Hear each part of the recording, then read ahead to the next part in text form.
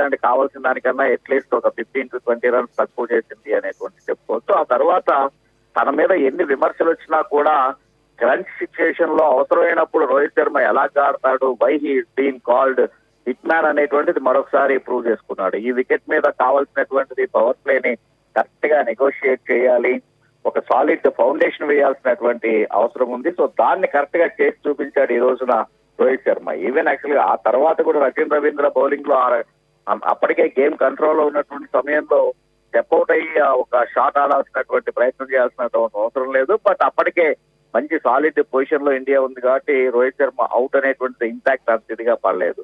మరొకసారి అలాగనే Shreyas Iyer why he is so valuable player in the middle order అనేటువంటిది, అలాగనే అక్షర్ పటేల్ ని నెంబర్ 5 లో ప్రమోట్ చేసి చాలా చక్కటి రిజల్ట్ ని రాబడుతూ ఉంది ఇండియన్ టీమ్ రీసెంట్ పాస్ట్ లో. సో ఈ రకంగా మొత్తం మీద Rohit Sharma as a captain, as a player తను ఏంటి, వై హీ సో స్పెషల్ అనేటువంటిది ఈ మ్యాచ్ ద్వారా ప్రూవ్ చేశాడు. అందుకనే ఎక్కువగా అతను బ్యాట్స్మెన్ గా సక్సెస్ కాకపోయినా కూడా అదే మిగిలినటువంటి ఆటగాళ్ల మీద ట్రోల్ అయినట్టుగా వై రోహిత్ శర్మ మీద ఎక్కువ ఎందుకు నెగిటివ్ ఇది ట్రోల్ కాదు అంటే this is the fine example.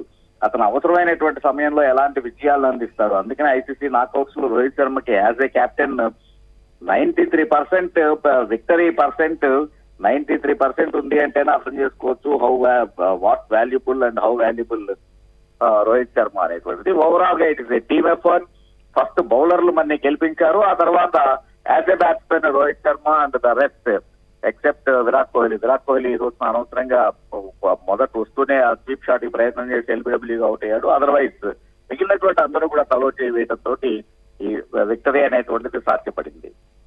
And New Zealand ఆట తీరుని దీనికి సంబంధించి ఏం చెప్తారు సార్? అండ్ గిల్ కూడా అసలు వేసిన బంతికి సంబంధించి ఆయన క్యాచ్ పట్టారు, న్యూజిలాండ్ బౌలర్ క్యాచ్ పట్టిన దానికి కూడా అందరూ స్టేడియంలో ఆశ్చర్యపోయిన పరిస్థితి అయితే కనిపించింది. సో దీనికి సంబంధించి ఏం చెప్తారు? New Zealanders of course they tried their best, no doubt.